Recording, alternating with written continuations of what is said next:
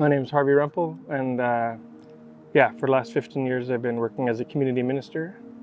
Often I'm hearing stories or being exposed to or encountering some really, really hurting and messed up stuff, but at the same time,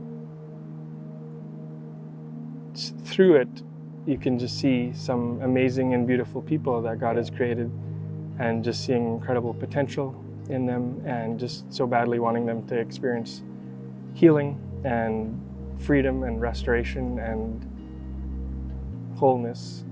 There's some people who've had it communicated to them, whether directly or indirectly, their whole lives, that they're not really worth a lot, or sometimes even less than that. So it's an honor and a privilege to walk alongside people and help them to discover that God is not just another voice condemning them, saying you're never going to be anybody, you're just this or that, but that God is actually for them and on their side and wanting to bring forgiveness and healing and a new life.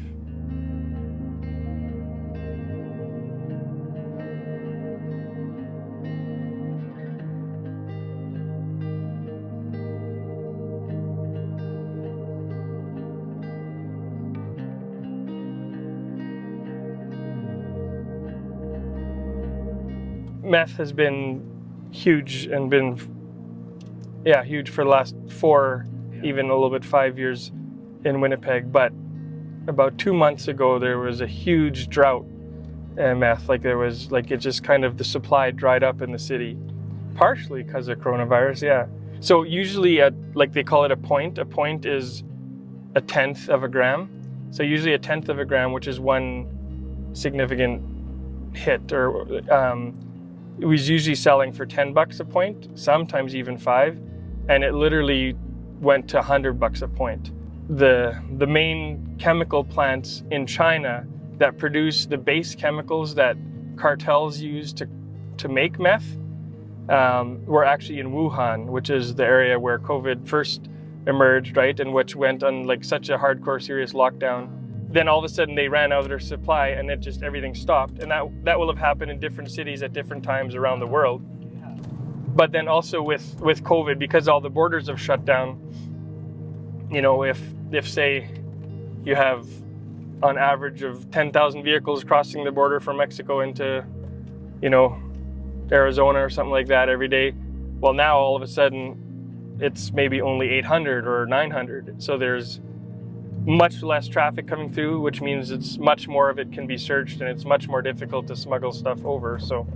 But what happened then here locally is that all of a sudden other drugs were cheaper than meth. So crack has had a resurgence lately, because crack is usually $20 for a piece, and also what they call down, which is heroin, usually cut with some fentanyl, which can make it really, really dangerous. And that's, I think, usually $30 or $40. So now meth I think it's kind of hovering around the $30, $40 mark as well. So it's kind of similar. But the thing about that down is that it's even so much more likely for there to be lethal overdoses. And then this whole in province after province and in country after country, there's been a significant jump in the number of overdose deaths during these last months during COVID.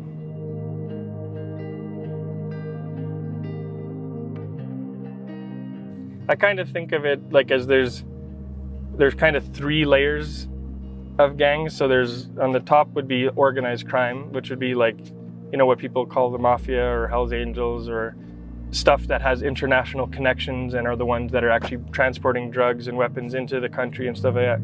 And then there's kind of the second tier, which would be more established street gangs, some of the bigger ones that are even interprovincial.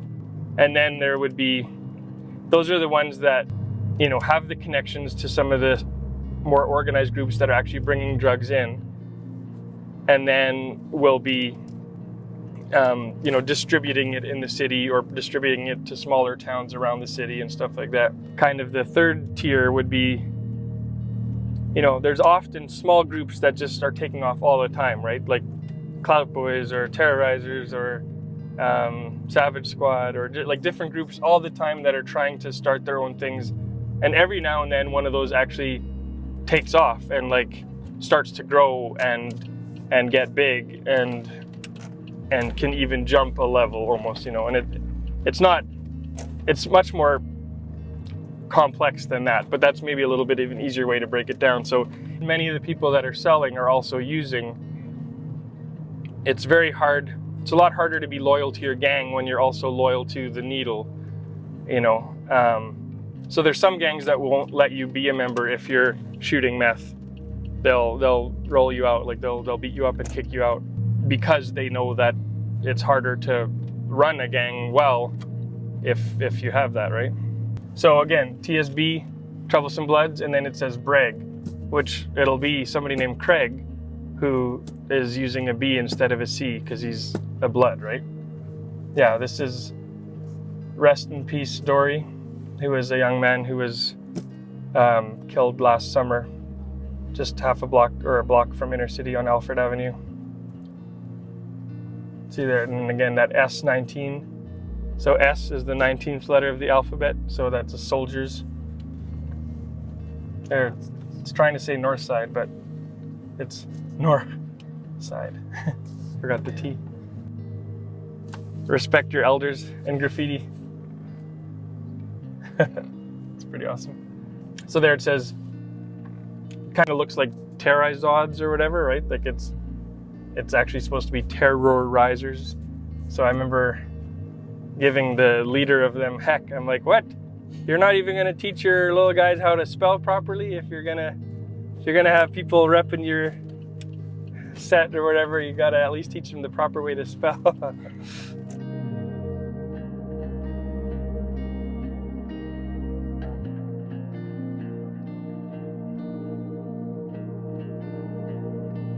Here, this is a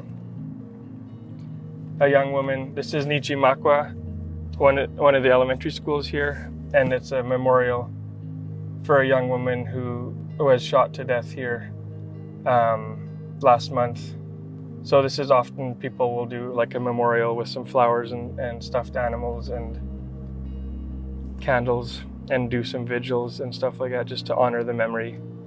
I always said you never had to leave Selkirk for anything, because anything you needed to find, you could find here, whether it was groceries or going to see movies or, we needed to buy a suit for a wedding or records for your stereo or all that kind of stuff.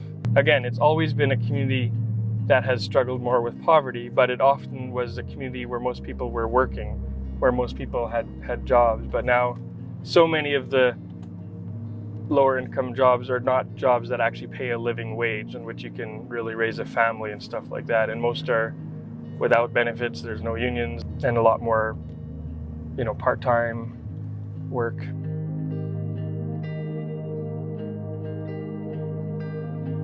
did you learn all this from? Just from like reading books or something? Yeah, reading books and just talking to a lot of people for many years. And talking to a lot of kids or youth, and just, it's important for kids or youth to feel that they have knowledge and wisdom. So there's some things that they know a lot about. There's some things they don't at all, but if they can explain to a youth leader about this or that stuff, whatever, then they're pumped.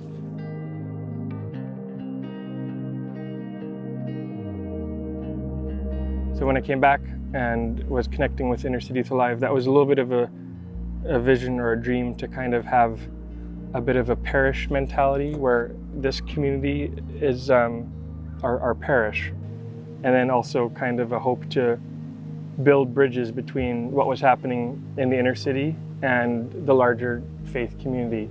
The inner city needs a relationship with the larger church, but I think the church needs a relationship with the inner city just as much, if not even more.